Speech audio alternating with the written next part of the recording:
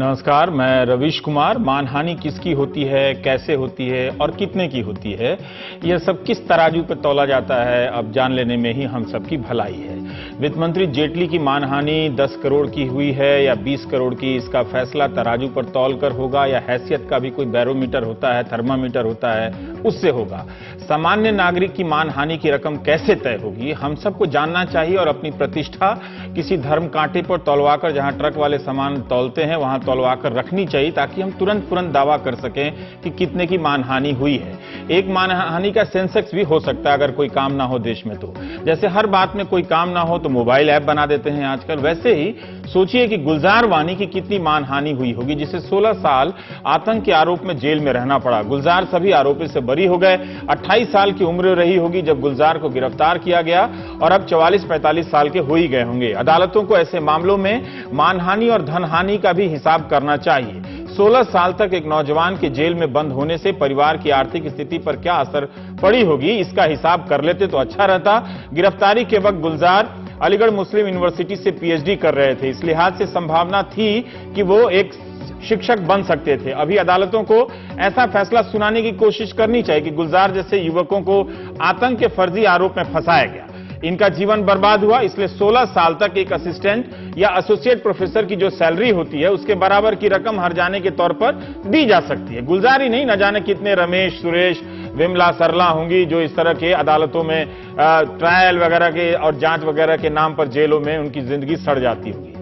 System जब किसी की मानहानि करता है तो क्या होता है मालूम नहीं। मानहानि का केस करना और लंबे समय तक मुकदमा लड़ना सबके बस की बात नहीं है। वित्त मंत्री अरुण जेटली ने 2015 में आम आदमी पार्टी के 6 नेताओं के खिलाफ मानहानि का केस किया। यह मई 2017 है और केस चल ही रहा है। अभी पहले वाला सुलझा नहीं कि वित्त मंत्री ने एक और 10 करोड़ की मानहानि का दावा कर दिया है। जेटली ने जब यह मानहानि का मुकदमा किया था तब अकेले नहीं गए थे, उनके साथ कई मंत्री पटियाला कोर्ट गए। एक तरह से मानहानि के मुकदमे की यह सबसे शक्तिशाली तस्वीर थी, जिसमें आपको अलग अलग फ्रेम में वेंकैया नायडू, रविशंकर प्रसाद, जेपी नड्डा, स्मृति ईरानी, पीयूष गोयल, निर्मला सीतारमण, राज्यवर्धन राठौर, सांसद विजय गोयल, महेश गिरी, अमन सिन्हा, वीके मल्होत्रा, विजेंद्र गुप्ता और उस समय के प्रदेश बीजेपी अध्यक्ष सतीश उपाध्याय जैसे कई नेता दिखेंगे आपको, जिनके नाम छूट गए हैं। उनसे मैं कान पकड़ के माफी मांगता हूं, कोई दुर्भावना से नाम नहीं छूटा। लेकिन जो मुकदमा दायर करने गए ये लोग अदालत, उस रोज वित्त मंत्री ने आम आदमी पार्टी के इतने सारे नेताओं के खिलाफ मुकदमा किया। वैसे वित्त मंत्री के खिलाफ सबसे पहले तो उनकी ही पार्टी के सांसद कीर्ति आजाद ने तरह तरह के आरोप लगाए, मगर उनका नाम मानहानि के इस मुकदमे में नहीं आया।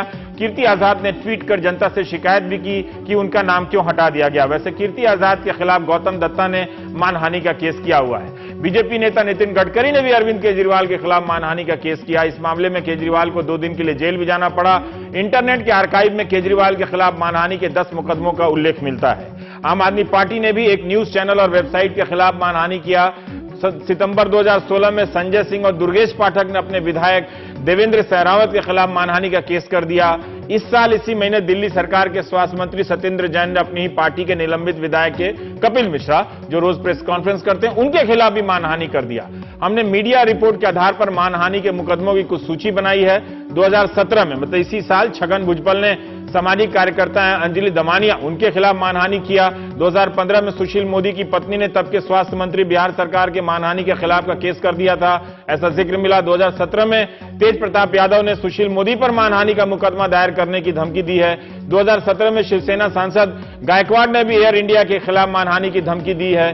2015 में राहुल गांधी के खिलाफ भी मानहानि का केस हो गया। उन्होंने कहा था कि संघ ने गांधी की हत्या करवाई थी। राहुल गांधी के खिलाफ असम के बारपेट कोर्ट में भी मानहानि का मुकदमा चल रहा है। 2017 में ही मध्य प्रदेश कांग्रेस ने मुख्यमंत्री शिवराज सिंह चौहान के खिलाफ मानहानि का केस कर दिया। 2014 में जब कांग्रेस में थे अवतार सिंह भडाना, इन्होंने अरविंद केजरीवाल के खिलाफ मानहानि का केस कर दिया।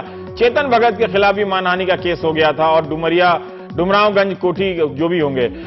कर्नाटक के कांग्रेसी मंत्री रोशन बेग ने, बीजेपी के नेता हैं, उनके खिलाफ मानहानि का केस किया। तो केरल के मुख्यमंत्री ने भी सोलर स्कैम की मुख्य आरोपी और 4 पत्रकारों के खिलाफ मानहानि का केस किया है। स्मृति ईरानी ने संजय निरुपम के खिलाफ, अजीत जोगी ने बीजेपी नेता नरेंद्र सिंह तोमर के खिलाफ मानहानि, राजस्थान के मुख्यमंत्री के बेटे ने कांग्रेस नेता जयराम रमेश के खिलाफ मानहानि।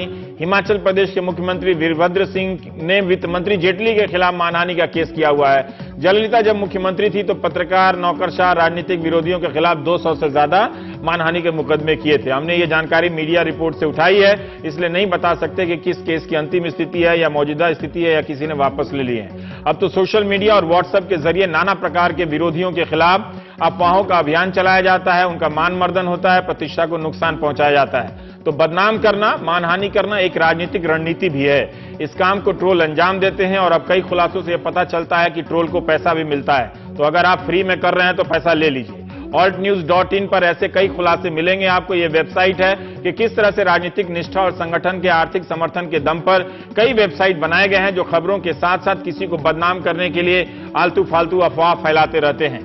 व्हाट्सएप की दुनिया तो इसके लिए बदनाम है ही, आपको नहीं पता होगा, मगर राजनीतिक दलों के लोग व्हाट्सएप के जरिए तरह तरह की बातें फैला रहे हैं जिन्हें आप सत्य मान लेते हैं और कई बार भीड़ बन जाते हैं और कई बार जान भी लेने चले जाते हैं कई जगहों पर। इसलिए मानहानि का केस करना अगर एक तरीका है तो मानहानि करने के लिए भी कई तरीके हैं आपके समाज में। मुख्यधारा की मीडिया भी यह काम जोर शोर से कर रहा है सरकारों को खुश करने के लिए। मानहानि का मुकदमा दो प्रकार का होता है, फौजदारी, दीवानी। मई 2016 में सुप्रीम कोर्ट ने कहा था कि क्रिमिनल डिफेमेशन लॉ जो है वो संवैधानिक है। तब राहुल गांधी, सुब्रमण्यम स्वामी, अरविंद केजरीवाल अलग अलग याचिका लेकर गए थे कि इसकी संवैधानिकता को चुनौती देने के लिए। हम आज के कार्यक्रम में समझने का प्रयास करेंगे कि मानहानि का केस फालतू का मुकदमा है या ऐसे कानून ना हो तो कोई किसी के खिलाफ कुछ भी आरोप लगा सकता है, कुछ भी उसकी मानहानि कर सकता है। यह प्रवृत्ति कैसे रुकेगी? क्या मानहानि के केस या कानून से रुक जाएगी? क्या मानहानि अभिव्यक्ति की स्वतंत्रता पर अंकुश है? आप किसी को इसके जरिए डरा सकते हैं? दो तरह की मानहानियां क्यों है, तीन तरह की क्यों नहीं है?